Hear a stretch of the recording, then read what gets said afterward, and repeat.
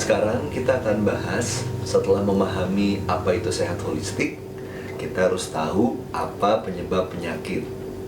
Dan tentunya kalau kita sudah paham kacamata holistik yang tadi, maka penyebab penyakit juga harus dipahami secara menyeluruh, tidak hanya sebagian-sebagian saja.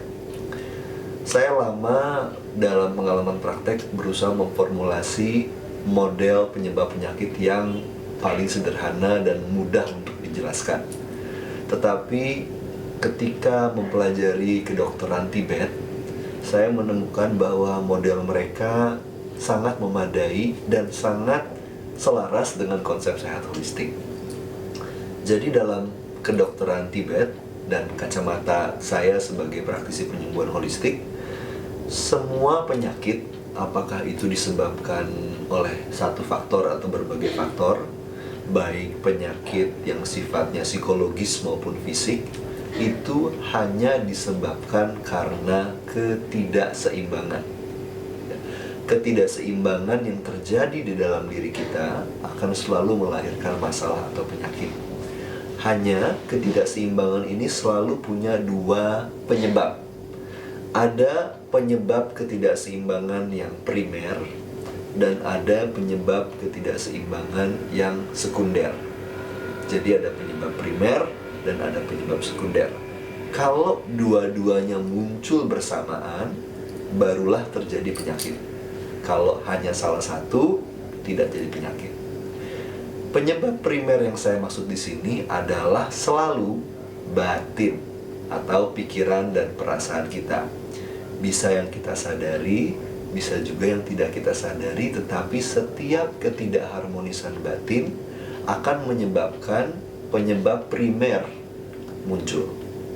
Bisa dari kesehatan atau penampilan, relasi, cinta, hubungan keluarga, karir, uang, sukses, rezeki, apapun yang mengganggu keselarasan batin kita akan menjadi penyebab primer. Sementara penyebab sekunder ini terdiri dari 4 klasifikasi. Yang pertama adalah diet, apa yang kita makan dan apa yang kita minum. Tubuh kita tentunya membutuhkan asupan untuk membentuk sel-sel yang sehat. Kalau kita tidak makan dan minum yang sehat, tentunya bahan baku yang dimiliki tubuh juga tidak optimal. Jadi ini sebabnya kita banyak membaca artikel kesehatan tentang betapa pentingnya makan yang sehat, minum yang sehat, ya, karena memang dia salah satu di antara 4 penyebab sekunder. Kalau dia bertemu dengan penyebab primer, yaitu stres pada batin, maka terjadilah penyakit. Penyebab sekunder kedua adalah gaya hidup. Gaya hidup ini agak luas, dari mulai kebiasaan dan rutinitas kita beristirahat, berolahraga, lingkungan sosial atau kawan-kawan di sekitar kita. Dia bisa memberikan kita pengaruh yang sehat maupun pengaruh yang tidak sehat. Bagaimana kehidupan spiritual kita masing-masing, juga dia bisa memberikan kondisi yang baik maupun yang tidak baik. Jadi gaya hidup kita secara menyeluruh, dan ini menjadi juga faktor dari penyebab kita sakit, termasuk di dalamnya kebiasaan-kebiasaan buruk yang mungkin kita miliki. Termasuk misalnya mengkonsumsi zat-zat yang tidak ramah terhadap kesehatan kita.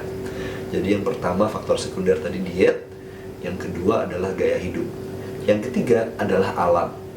Kita manusia bagian dari alam. Kita sama-sama diciptakan oleh Sang Pencipta untuk hidup selaras dengan alam dan alam selaras dengan manusia. Kadang-kadang ketika alam berubah, misalnya perubahan cuaca dan iklim, dia bisa mempengaruhi proses fisiologis di dalam tubuh kita. Kita kenal ketika cuaca atau iklim berubah, maka tubuh kita rentan terhadap penyakit-penyakit tertentu karena kekebalan tubuh kita berubah. Demikian juga alam seperti posisi bulan. Kita tahu bahwa dalam bulan purnama dikatakan bahwa keseimbangan hormon kita lebih labil. Jadi manusia tidak bisa lepas dari alam. Di diet, gaya hidup, alam. Yang keempat adalah faktor eksternal. Faktor eksternal ini apapun dari luar yang bisa memberikan beban ke dalam sistem kita. Misalnya yang paling umum adalah kuman, virus, bakteri, dan sejenisnya.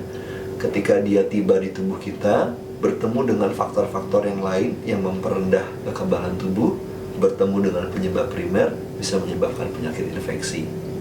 Ada penyebab dari luar juga yang tidak kasat mata. Kita pernah dengar orang-orang yang meyakini adanya fenomena sakit karena kesurupan atau makhluk halus dan sebagainya. Ini pun masuk ke dalam kategori nomor 4 bareng dengan kuman, virus, dan bakteri, ya. Jadi penyebab sekunder diet, gaya hidup, alam, dan faktor eksternal. Bila bertemu dengan faktor primer, yaitu batin, yang stres, bisa disadari maupun tidak disadari, bila bergabung menyebabkan ketidakseimbangan yang cukup untuk menghasilkan penyakit. Sebenarnya dalam dunia kedokteran ada istilah psikosomatis. Psiko artinya batin, soma artinya tubuh. Artinya gejala-gejala yang ada di tubuh, yang dirasakan di tubuh, tetapi akar penyebabnya ada di pikiran. Berbagai literatur ada yang bilang 65% penyakit saat ini disebabkan karena faktor pikiran. Ada yang bilang 70%, ada yang bilang 80%. Tetapi dalam pengalaman praktek saya, juga mengingat model penyebab primer dan penyebab sekunder ini, dan juga mengacu pada riset-riset terbaru seperti riset epigenetika dan sebagainya, maka saya percaya bahwa 100% faktor batin selalu ada di dalam setiap penyakit, meskipun belum tentu dia menjadi faktor tunggal penyebabnya. Minimal ada 2 faktor, satu faktor primer dan salah satu di antara 4 faktor sekunder tadi yang menghasilkan penyakit.